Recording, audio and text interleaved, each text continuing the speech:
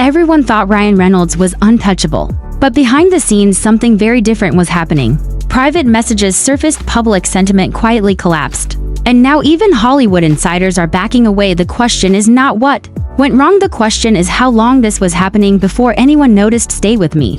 Because once you see how these pieces connect, you cannot unsee it. Ryan Reynolds is facing what many insiders are quietly calling the most destabilizing moment of his public career, and what makes this moment so unsettling is not just the headlines, but the sudden shift in how the industry and the audience are responding to him. Because for years, Ryan Reynolds occupied a very specific space in Hollywood, a space that felt safe, charming, and untouchable, but now that image is cracking. And the reason people are paying attention is because the cracks are no longer coming from anonymous rumors or online speculation. They are coming from documents, testimony, analytics, and industry insiders who are now willing to speak openly about what they are seeing. And that is why this moment matters, because when the narrative changes in Hollywood, it rarely changes quietly, and what we are watching unfold right now is not a single scandal but a slow unraveling of public perception that has been building beneath the surface for years, and only now is becoming impossible to ignore. New reports suggest that people close to Ryan Reynolds were not just concerned, but actively alarmed by his behavior behind the scenes, particularly during the period when private communications related to the "It Ends With Us" controversy were being exchanged. And according to multiple sources, those close to him reportedly urged restraint, urged distance, and urged him to step back, because they believed his level of involvement could backfire. And what makes this detail so significant is that it suggests this outcome was not unforeseen, it was anticipated, and yet it continued anyway, which raises the question, why did it continue?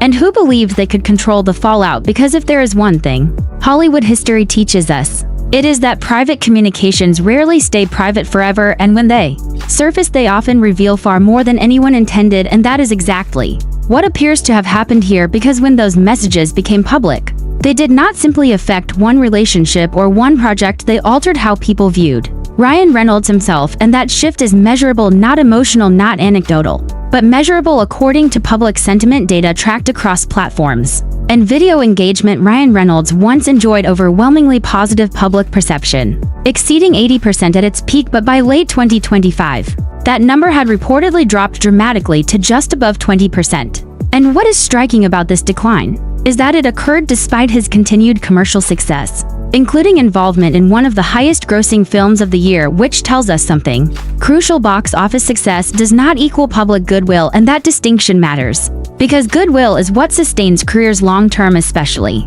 in an industry driven by audience connection and relatability. And when that goodwill erodes, it does not disappear overnight, it fades slowly until one day the difference becomes undeniable. And this is where the story takes a darker turn, because the communications that surfaced did not present a man acting from fear or confusion, but rather someone appearing frustrated, controlling, and deeply invested in shaping outcomes beyond his own role. And this perception is what shocked many insiders, because it contradicted the image that had been carefully curated for years. And according to reporting from industry-focused publications, some of his peers expressed concern that his actions crossed from support into interference, and from advocacy into pressure. And when pressure enters the equation, it changes how behavior is interpreted, because intent becomes secondary to impact. And the impact here was widespread, affecting agents, executives, creatives, and even fellow cast members. And what makes this particularly uncomfortable is the suggestion that influence was applied in ways that put other people's careers in difficult positions,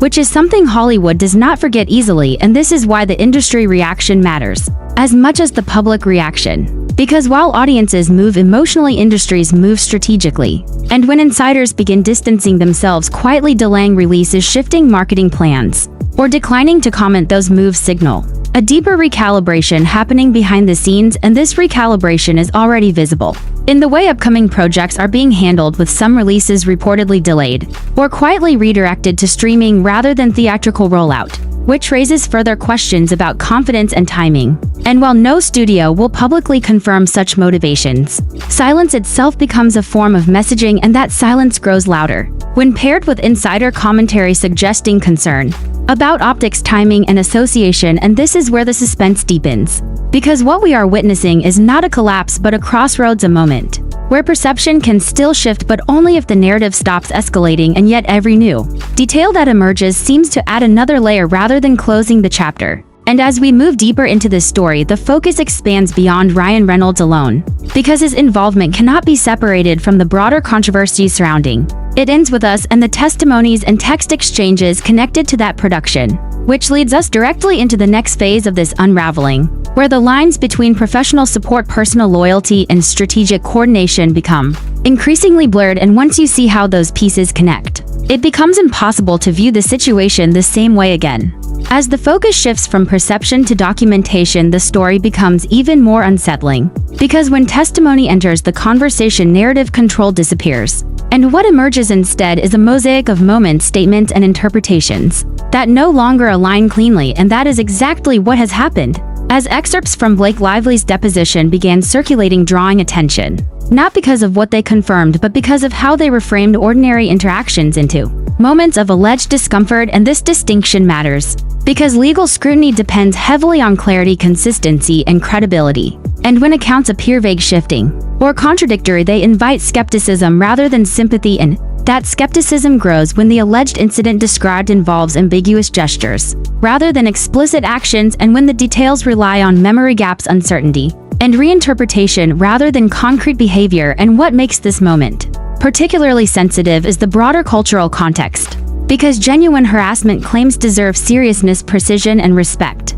And when allegations appear to stretch everyday interactions into something more, they risk undermining trust, not just in one case, but in the process itself. And this is why the reaction to this deposition has been so intense, because many observers felt that the described interaction did not align with the severity implied, and that disconnect has become a central point of debate, not because people dismiss discomfort, but because credibility requires proportionality. And when that balance feels off, juries, audiences, and the public notice. And this is where the stakes rise, because the case no longer exists in isolation. It exists within a media ecosystem where every detail is dissected, amplified, and archived. And in that environment, inconsistencies do not fade, they compound. And this compounding effect has consequences not just for the individuals involved, but for everyone connected to the project, including co-stars, agents, and studios, who now find themselves tethered to a narrative they cannot control. And what complicates matters further is the emergence of text messages involving other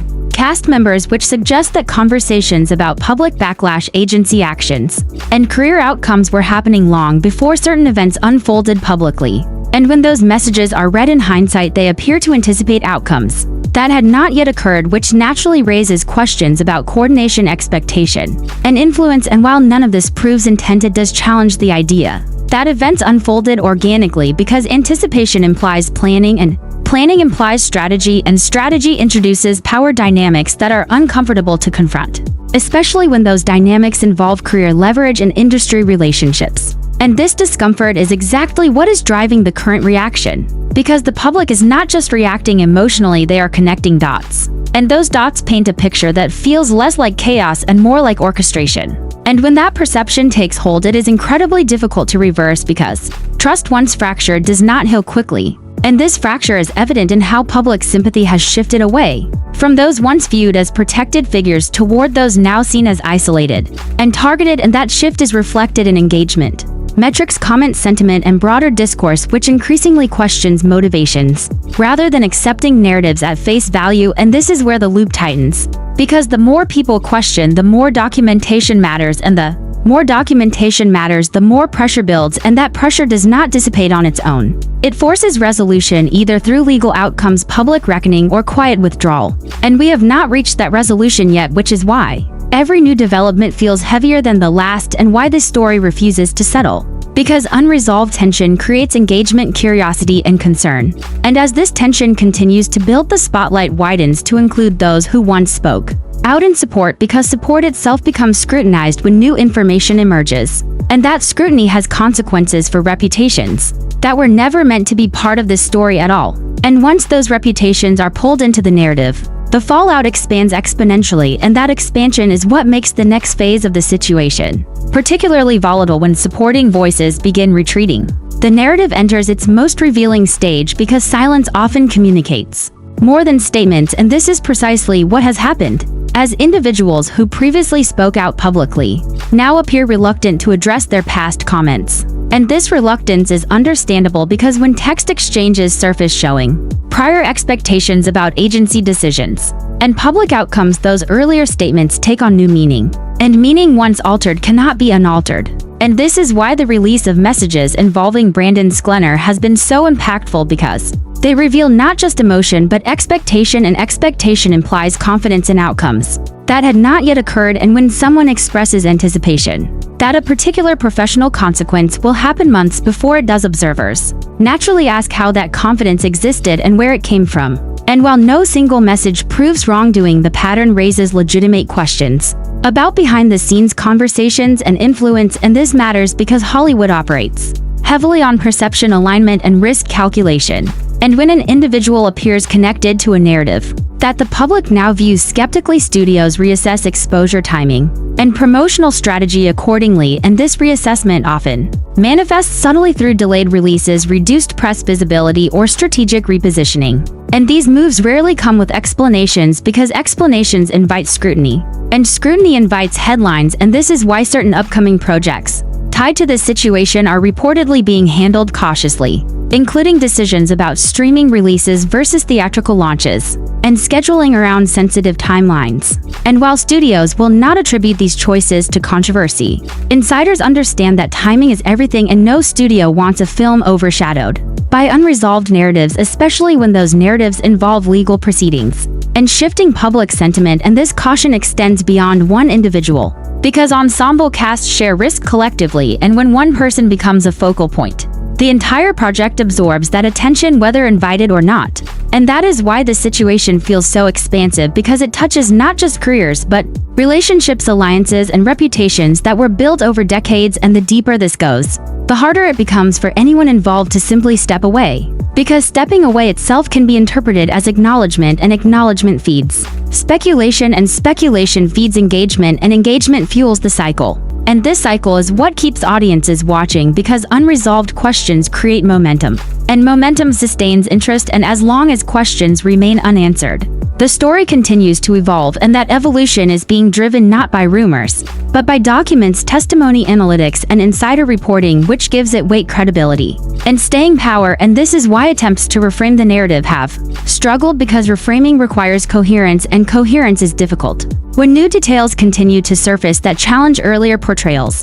And this challenge is not about assigning guilt or innocence, but about understanding dynamics, power, and consequence. And those are complex, uncomfortable conversations that Hollywood traditionally avoids until it cannot. And it appears that moment has arrived, because the public conversation has shifted from curiosity to analysis, from fandom to accountability, and from shock to pattern recognition. And once patterns are recognized, they are difficult to dismiss, and that recognition is what makes the final phase of the story so consequential, because it will determine whether this moment becomes a footnote or a turning point. And that outcome depends not on spin, but on transparency, restraint, and resolution. And as we approach that juncture, the pressure intensifies, not just on those at the center, but on everyone watching, waiting to see which path is chosen.